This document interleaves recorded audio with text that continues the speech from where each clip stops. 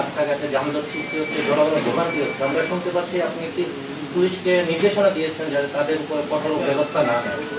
এই বিষয়গুলো এই নিয়ে একটু এখানে একটু একটু মনে হয়েছে, সেটা হচ্ছে যে এই ছাত্রদের আন্দোলনের পেছনে বিগত ফ্যাসিস সরকারের আমাদের দেখা গেছে যে এই ছাত্র আন্দোলনের পিছনে কিছু কিছু অভিযোগ আছে। এই ছাত্রদের পিছনে অন্য কোনো গোষ্ঠী সম্পৃক্ততা আছে কিনা বা পরিস্থিতি করার জন্য কোনো ইন্টারন্যাশনাল আপডেট গোয়েন্দা রিপোর্ট বা কথা কি বলে? না, সরকারকে বিব্রত করতে চায় এরকম কিছু মহল তো আছেই। তারা বিভিন্ন ইস্যুতে নিজেদের পরিচয় গোপন করে এখানে একটা ঘোলা পানিতে মাছ শিকারের ব্যবস্থা করতে চায়। সেটা দৃশ্যমান হয়েছে। যারা আন্দোলন করছে তাদের মধ্যে অনেকে দেখা যায় আসলে ছাত্রই না, পরীক্ষার্থীই না। তো যারা তাদের দাবি সম্পর্কে শিক্ষামন্ত্রীকে জানিয়েছে, সরকারকে জানিয়েছে, এই বিষয়ে শিক্ষা মন্ত্রণালয় তাদের অবস্থান পরিষ্কার করেছে যে দুর্যোগপূর্ণ আবহাওয়ার কারণে কোনো শিক্ষার্থী যদি পরীক্ষায় অংশগ্রহণ না করে বা করতে ব্যর্থ হয় তাদেরকে আবার পরীক্ষা দেওয়ার সুযোগ দেওয়া হবে। চট্টগ্রাম শিক্ষা বোর্ডের যে পরীক্ষাগুলো স্থগিত আছে 4-5টা জেলায়, যখন তাদের পরীক্ষা নেওয়া হবে তখন সেই একটি প্রশ্নপত্রে তাদের পরীক্ষা দেওয়ার সুযোগ দেওয়া হবে। আর 2টা প্রশ্ন সম্ভবত ফিজিক্সের ভুল হয়েছিল প্রশ্নপত্রে, সেই জন্য শিক্ষা মন্ত্রণালয় একটা তদন্ত পরিচালনা করবে, দায়ী ব্যক্তিদেরকে চিহ্নিত করে ব্যবস্থা নেবে। তবে সেই 2টা প্রশ্নের নম্বর ক্রেডিট দেওয়ার জন্য, মানে নম্বর যুক্ত করা হবে মর্মে ঘোষণা দেওয়া হয়েছে। এখানে যারা পরীক্ষার্থী তারা সন্তুষ্ট। এরপরেও যদি কেউ তারপরের পরীক্ষাটায় অংশগ্রহণ না করে থাকে বা করতে না পারে তাদেরকে পরবর্তীতে চট্টগ্রাম শিক্ষা বোর্ডের পরীক্ষা চলার সময়, নেয়ার সময় তাদেরকে সুযোগ দেওয়া হবে। এখানে তো সমস্যার সমাধান হয়ে গেল। আর একটা মন্তব্যের কারণে অনেকে দুঃখ পেয়েছেন, সেটা শিক্ষামন্ত্রী সংসদে তার বক্তৃতায় দুঃখ প্রকাশ করেছেন। এ নিয়ে আর বেশি কিছু বক্তব্য তো বলার নাই।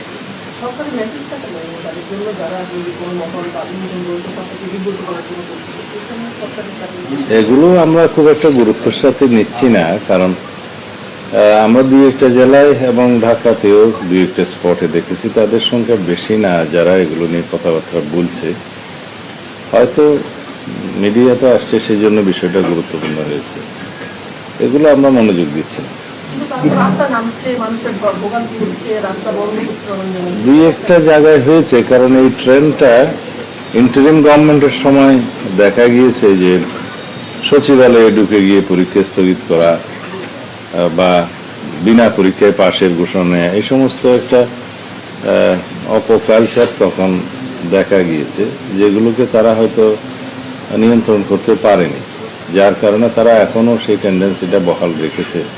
তবে তাতে করে আমরা শিক্ষার মান ক্ষুণ্ণ হোক এরকম কোনো বিষয়ে আমরা অ্যালাউ করব না, কারণ আমরা নকলমুক্ত পরিবেশে পরীক্ষা নিতে চাই এবং বাংলাদেশের যে শিক্ষার মান সেটা অনেক নিচে নেমে গিয়েছিল, সেটাকে আমরা পুনরুদ্ধার করে জাতীয়ভাবে আমরা একটা শিক্ষিত শক্তিশালী জাতি গঠন করতে চাই।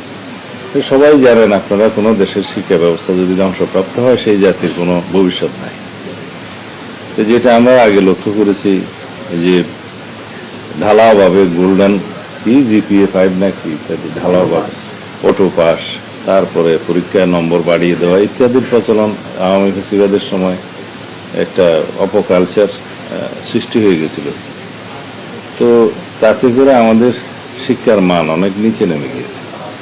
আমরা এখন চেষ্টা করছি, কিছুদিন সময় লাগবে, কয়েক বছর সময় লাগবে, যাতে করে আমাদের সন্তানরা, এই জাতির ভবিষ্যৎ, তারা যাতে প্রকৃত শিক্ষায় শিক্ষিত হতে পারে এবং একটা নলেজেবল, জ্ঞান সমৃদ্ধ, প্রযুক্তি নির্ভর এবং বিশ্বের সাথে তাল মিলিয়ে প্রতিযোগিতায় টিকতে পারে সেরকম জাতি আমাদের বিনির্মাণ করতে হবে।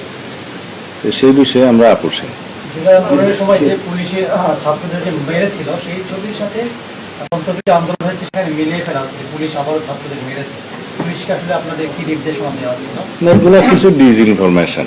প্রকৃত ঘটনা, তথ্য, ছবি, ভিডিও আপনাদের সামনে আছে। এগুলো বিভিন্ন সোশ্যাল মিডিয়াতে উত্তেজনা সৃষ্টি করার জন্য কেউ কেউ হয়তো ব্যবহার করছে। মানে পেছনে কেউ আছে কিনা, মানে স্টুডেন্টদেরকে এগিয়ে দেওয়ার পিছনে কোনো পলিটিক্যাল মানে নিশ্চিত সংগঠন সংগঠনের পিছনে যেই থাকুক, সামনে তো আমরা আছি। মাননীয় মন্ত্রী, আমার একটি প্রশ্ন ছিল, সেটা হচ্ছে যে আমরা জানি যে সরকারের সবচেয়ে বড় সফলতা হচ্ছে বিদেশে কয়েকজন পলাতক আসামিকে বিদেশে গ্রেপ্তার করতে সক্ষম হয়েছে। একটা হচ্ছে বেনজির, আর একটা হচ্ছে ভারতে যে ওসমান শরীফুল হাদি হত্যার আসামিরা। এই দুইজনকে আসলে দেশে ফেরানোর মন্ত্রের অগ্রগতি কত? দুইজন না, ভারতে আছে 3 জন, ভারত 3 জন, আর আবুধাবি মানে ইউএইতে আছে 1 জন, 4 জন। আমরা দেশে ফিরিয়ে নিয়ে আসার জন্য আমাদের যা কিছু করণীয় আইনানুগভাবে সবকিছু আমরা সম্পন্ন করেছি, যে এক্সট্রাডিটেড হওয়ার জন্য এক্সট্রাডিশন চুক্তি অনুসারে এবং ইউএন চার্টারের অনুসারে যেটা ইউএর সাথে করা হয়েছে। তো সেগুলো আশা করি আমরা খুব অল্প সময়ের ভিতরে সাড়া পাব, আমরা চেষ্টা করছি। না, চিঠির জবাব তো ওনারা দেবেন না, ওনারা আমাদেরকে বলেছেন যে আমরা এই আসামিকে ফেরত দেওয়ার জন্য 30 দিনের মধ্যে আপনাদের কাছে প্রয়োজনীয় কাগজপত্র চাই। যেটা ইন্টারপোলের রেড নোটিশ অনুসারে তারা গ্রেফতার করেছে, সেটা গ্রেফতার হয়েছে, কিন্তু ফেরত প্রদানের জন্য আমাদের কিছু আইনানুগ প্রক্রিয়া আছে, কাগজপত্র আছে, ওয়ারেন্টের কপি আছে, এগুলো পাঠানো বলা হয়েছিল, পাঠাতে আমরা পাঠিয়ে দিয়েছি। 30 দিন সময় দিয়েছিলাম, আমরা 3 দিনের ভিতরে দিয়েছি।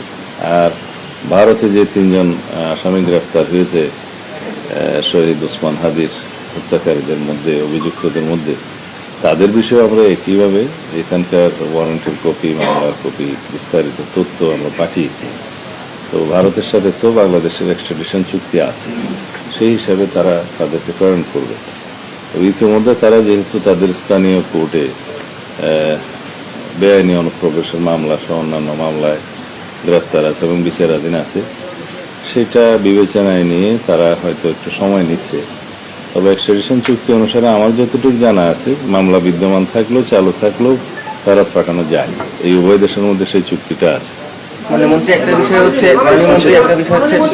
সম্প্রতি একটা অভিযোগ পাওয়া গেছে যে আরাকান আর্মি যে রয়েছে সেখানে বেশ কিছু বাংলাদেশি আরাকান আর্মিতে যোগ দিয়ে সেখানে গ্রেপ্তারত অবস্থায় আছে এবং অনেকেই যোগ দিচ্ছে, এরকম একটা অভিযোগ পাওয়া গেছে। বিবিসি নিউজে এই বিষয়ে একটি বিশেষ অনুসন্ধানের রিপোর্টও প্রকাশ হয়েছে। এই ব্যাপারে আপনাদের কোনো আমাদের কাছে সেরকম তথ্য নাই, আমাদের কাছে সেরকম তথ্য নাই, আমরা খোঁজ নিয়ে দেখতে পারি। মাননীয় মন্ত্রী, একটা বিষয় হচ্ছে যে এই 40 বছরে তো স্থানীয় সরকার নির্বাচন হবে। এর মধ্যে আমরা সামাজিক যোগাযোগ মাধ্যমে দেখছি যে পলাতক শেখ হাসিনা সে ফিরে আসার জন্য ঘোষণা দিচ্ছে, যেটি কিছুক্ষণ আগে বলতে ডিসইনফরমেশনের একটা ক্ষেত্র তৈরি হচ্ছে।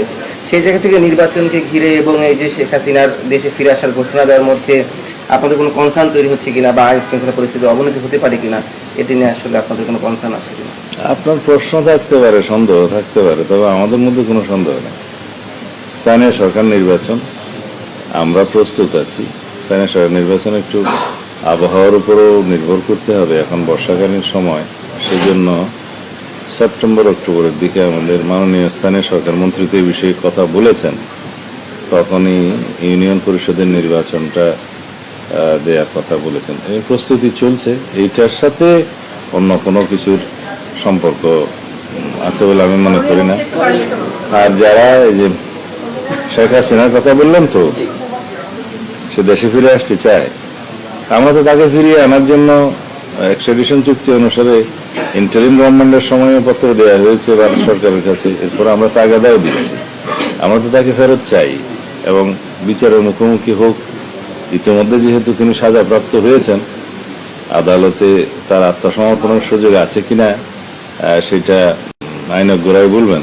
তবে সাজাপ্রাপ্ত আসামি হিসাবে দেশে ফিরলে তাকে গ্রেফতার করা হবে এবং রায় কার্যকরের ব্যবস্থা নেওয়া হবে। যদি আপিল করার কোনো সুযোগ থাকে, সেটা আইন আদালত বুঝবে, তখন আপিলের সুযোগ থাকলে আপিল হবে। আমাদের কাছে প্রত্যাবর্তনের যে ঘোষণা ওখান থেকে মাঝে মাঝে দিচ্ছে, তো সেটা তো কিভাবে দিচ্ছে জানি না, আমরা তো তাকে আইনানুগভাবে ফেরত চাই।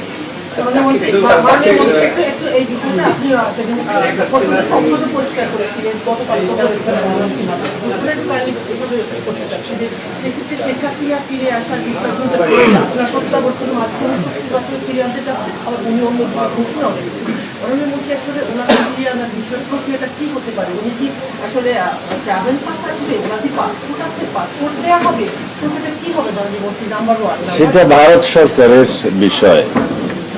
এক্সট্রাডিশন চুক্তি অনুসারে তাকে ফেরত দিতে গেলে তারা ট্রাভেল ডকুমেন্ট দিয়ে পাঠাবে না অন্য কোনোভাবে পাঠাবে, তারা সেই আইনানুগ ব্যবস্থাটা তারা নেবে।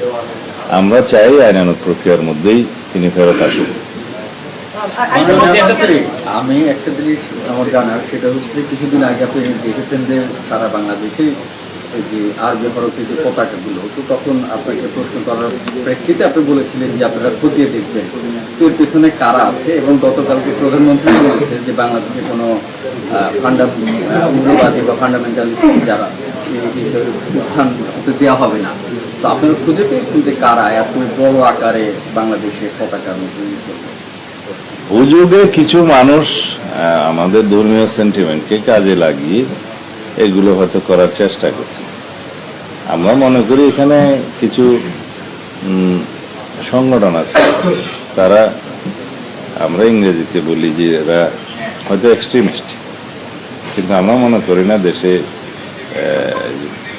এরকম কোনো সংগঠন আছে, অস্তিত্ব আছে বা জঙ্গিবাদী তৎপরতা আছে, সেটা আমরা মনে করি না। মাননীয় মন্ত্রী, সর্বশেষ একটা প্রশ্ন করতেছি, সর্বশেষ না আরো হবে, হচ্ছে বরিশালের আগৈঝাড়া থানায় মাদক কারবারিরা হামলা করেছে, 5 জন পুলিশ আহত হয়েছে, আপনি নিশ্চয়ই জেনেছেন। তো সেখানে এই ঘটনাটার প্রেক্ষাপটে প্রায় মামলা হয়েছে, অনেকেই আসামি করা হয়েছে, তার ভিতরে 200-300 আসামি করা হয়েছে, যেগুলি ধারণা করে যেগুলি করা হয় সেরকম অজ্ঞাত। তো এইটা করতে গিয়ে একটা গ্রামের মানুষ পুরোটা এলাকা ছাড়া, তাদের প্রতিদিন বিভিন্ন বাড়িতে রেড দেওয়া হচ্ছে, করা হচ্ছে, কিন্তু এর প্রেক্ষাপটে পিছনে কিছু ঘটনা আছে, সেটা আমার এলাকা, আমি ওই এলাকার মানুষ দেখে আমি জানি। সেটা হচ্ছে ওখানে এই বিএনপি সরকার ক্ষমতা আসার পরে মানববন্ধন মিছিল করানো হয়েছিল, মাদক কারবারিদের গ্রেপ্তার করানো হোক তখন, এবং এটা ইউনের কাছে স্মারকলিপিও দেওয়া হয়েছিল, এবং যারা ওই মামলা মিছিলে ছিল, মানববন্ধন ছিল, তাদেরকেও আসামি করা হয়েছে, নাম্বার 1। নাম্বার 2 হচ্ছে যখনই মিছিল মানববন্ধন করা হয়, ওই মাদক কারবারিরা তখন পুলিশের সাথে থানায় বসে আড্ডা দিচ্ছে, চা খাচ্ছে, তাদের সাথে সক্ষতাটা পুলিশের এরকম।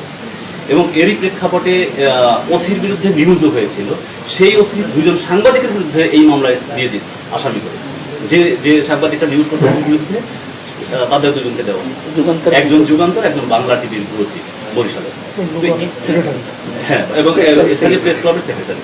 বক্তৃতা হয়ে যাচ্ছে, কোশ্চেন এটাই মানে এই যে মামলা বাণিজ্য করার জন্য যে পুরো একটা গ্রামকে এলাকা ছাড়া করলো, এই ব্যাপারে আপনারা রাষ্ট্রীয় আপনার বাড়ি কি ওখানে আগরজেরা? জি, বরিশাল তথ্যমন্ত্রীর পাশে।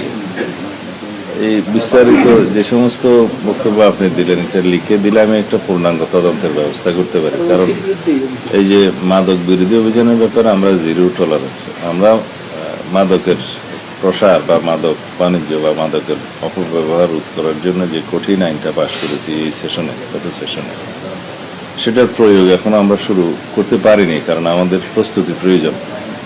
এখানে মাদক দ্রব্য নিয়ন্ত্রণ অধিদপ্তরকে আমরা অনেক বেশি শক্তিশালী করতে চাই। ডগ স্কোয়াড এবং তাদের কর্মকর্তাদের যারা ইন্সপেক্টর, সাব ইন্সপেক্টর লেভেলের আছে, তাদেরকে ট্রেনিং এবং তাদেরকে অস্ত্রে সজ্জিত করা, তাছাড়া ল্যাবরেটরি স্থাপন সহ তাদের আরও অনেক এখতিয়ার দেওয়া হয়েছে। এই কাঠামোগুলো আমাদেরকে এখন সাজাতে গেলে কিছু সময় লাগবে। এখন এখানে আর্থিক সংস্থানের বিষয়ও আছে, আর অস্ত্র হাতে দিলে তো হবে না, সেটার জন্য ট্রেনিংও দিতে হবে। ডগ স্কোয়াড আমরা করবো, কিন্তু ডগ স্কোয়াডের জন্য সংস্থান করা, ট্রেনিং দেয়া, ডগ স্কোয়াড বাহিনী রেডি করা অল্প কয়েকটা দিন সময় লাগবে। এগুলো আমরা পূর্ণাঙ্গ প্রস্তুতি নিয়েই নামবো। তবে এখন আইনটা যেহেতু গ্যাজেট হওয়ার সাথে সাথে কার্যকর হয়েছে, এ বিষয়ে মামলা হবে এবং যথাযথ তদন্ত প্রক্রিয়া চালু করে আমরা ওই আইনের অধীনেই তাদেরকে বিচারের ব্যবস্থা করব। এগুলো ডিটারেন্ট হিসাবে কাজ করবে, যেহেতু আমরা একটা শক্তিশালী আইন প্রণয়ন করেছি, এটা নিজেই একটা ডিটারেন্ট হিসাবে কাজ করবে। তারপরেও বিচ্ছিন্ন কিছু ঘটনা যে হচ্ছে না তা নয়। আগে তো আইনটাই দুর্বল ছিল এবং অধিদপ্তরের কর্মকর্তারা বিনা অস্ত্রে অস্ত্রধারী মাদক ব্যবসায়ীদের সাথে যুদ্ধ করত, তাতে করে আমাদের অনেক অফিসাররা গুলিবিদ্ধ হয়েছে। এখন সেটা হবে না। তাছাড়া অন্যান্য বাহিনীও এই মাদকের বিরুদ্ধে ব্যবস্থা নিতে পারে, অভিযান করতে পারে, মামলা দায়ের করতে পারে, সেই ব্যবস্থাও তো আছে, আগে থেকেই আছে। কিন্তু মামলাটা এখন হবে নতুন আইনের অধীনে, শক্তিশালী আইনের অধীনে। তা আশা করি আমরা মাদকের বিরুদ্ধে সর্বাত্মক অভিযান পরিচালনা করতে পারব এবং কিছুদিনের মধ্যেই আপনারা হয়তো পরিস্থিতির উন্নয়ন দেখতে পাবেন। আগে আইনি ভিত্তিটা দুর্বল ছিল, সেই জন্য হয়তো অনেক কিছু করা যায়নি। জুয়ার ক্ষেত্রেও একই বিষয়, আগে আইনি ভিত্তিটা দুর্বল ছিল, জুয়ার বিরুদ্ধে তেমন কার্যকর কোনো ব্যবস্থা করা হয়নি। আরও অন্যান্য যেগুলো আছে চাঁদাবাজি সহ অন্যান্য সেই এই আইনগুলো আমরা সংস্কার করার চেষ্টা করতেছি। কারণ এখন পেনাল কোডের অধীনে যেটা এক্সটর্শনের জন্য পানিশমেন্ট আছে, সেইটার বিধানগুলো নিয়ে আরও কিছু পরিবর্তন আনা যায় কিনা সেই বিধানগুলোতে সেটা আমরা চেষ্টা করব। কারণ এখন যারা চাঁদাবাজির শিকার হচ্ছেন তারা যদি মামলা না করে তাহলে সেই মামলাটা অন্য কেউ সরকার পক্ষ বা পুলিশ করতে পারে না। তো এইটা একটু আইনগত ভিত্তি আমাদেরকে রচনা করতে হবে। আমরা আশা করি জনপ্রত্যাশা অনুযায়ী ইনশাআল্লাহ আইন শৃঙ্খলা পরিস্থিতির উন্নতি ঘটাতে পারবো। যে জনপ্রত্যাশা অনুযায়ী আমরা আইনগুলো সংস্কার করছি এবং সমাজে আসলে দরকারও আছে যে মাদক মুক্ত, জুয়া মুক্ত এবং চাঁদাবাজি মুক্ত সমাজ প্রতিষ্ঠা করতে গেলে শক্তিশালী আইনি ভিত্তি যেমন দরকার, আমাদের ভিতরে সেরকম মানসিক পরিবর্তনও আমাদের আনতে হবে, সোশ্যাল মোটিভেশনটা করতে হবে। এই সোশ্যাল মোটিভেশনের কাজটা আপনাদেরও, আপনারা জনসচেতনতা সৃষ্টি করেন যাতে আমাদের যুব সমাজকে আমরা রক্ষা করতে পারি এবং এই দেশের ভবিষ্যৎ এই যুব সমাজ, তাদেরকে অবশ্যই আমাদেরকে সুস্থ সবল এবং মানসিকভাবে শক্তিশালী করতে হবে। পুলিশের এটা মামলা সমন্বিত নিয়ে করতে হবে। একটু যদি বলেন যে ওখানে এভাবে এটা কোনো স্পেসিফিক ঘটনায় যদি কোনো আপত্তি থাকে আমরা তদন্ত করব। আপনি আমাদেরকে এটা লিখিত দিবেন, আমি একটা আলাদা তদন্তের ব্যবস্থা করব। আবদার আর কি, সেটা হচ্ছে যে আপনি এর আগে পুলিশদেরকে পুরস্কার দিয়েছেন, আজকে অনুষ্ঠান ছিল। আমি আশা করবো যে আগামী অনুষ্ঠান যখন হবে তখন যেগুলো পুলিশের বিরুদ্ধে ব্যবস্থা নেওয়া হয়েছে বা এই সময় এগুলোর যেন আমরা একটা তালিকা পাই আপনাদের কাছ থেকে। পুরস্কার পেয়েছেন 10 জন, কিন্তু এর মধ্যে আমরা তিরস্কৃত করেছি 20 জনকে। অনেকে চাকরিচ্যুত হয়েছে, সেই তালিকাটা আপনারা পান। এই জিনিসটাও যেন আমরা সেদিন এবং যে সমস্ত বিষয়ে মামলা হচ্ছে পুলিশের বিরুদ্ধে সেটাও পত্রিকায় আসতেছে। যেখানে যারা পেশাদারিত্ব বজায় রাখতে পারেনি সেরকম কিছু কর্মকর্তার বিরুদ্ধে তাৎক্ষণিকভাবে মামলা হয়েছে, প্রত্যাহার করা হয়েছে। যেমন চট্টগ্রামে একজন ক্রিকেটারকে হেনস্থা করা হয়েছিল, তার সাথে সাথে আমরা পুরস্কৃত যেমন করছি, তিরস্কৃত করতেও আমরা কসুর করছি না। এটা আপনাদের সংবাদ মাধ্যমে তো প্রকাশিত হচ্ছেই। আমরা মনে করি এটা আরো ভালো হবে, ভালো হচ্ছে। কিন্তু গতকালকে দেখলাম যে বিএনপি পরিচয় দিয়ে 3 জন সাংবাদিককে হেনস্থা করা হয়েছে। তেজগাঁওয়ের একটি হোটেলে তারা নাস্তা করতে গিয়েছিল সেই সময়, এবং প্রায় 1-1.5 ঘন্টা সেই হোটেলে তারা একটা মবের শিকার হয়েছে। এই ঘটনাটা আমার নজরে আসেনি। আপনারা যদি লিখিত দেন আমি এখনই তদন্তের ব্যবস্থা করব। আমার নজরে আসে গতকালকের ঘটনা, গতকালকের ঘটনা। আপনারা একটা লিখিত আমাকে একটা কাগজ দেন, একটা কমপ্লেন দেন, আমি এখনই তদন্তের ব্যবস্থা করব।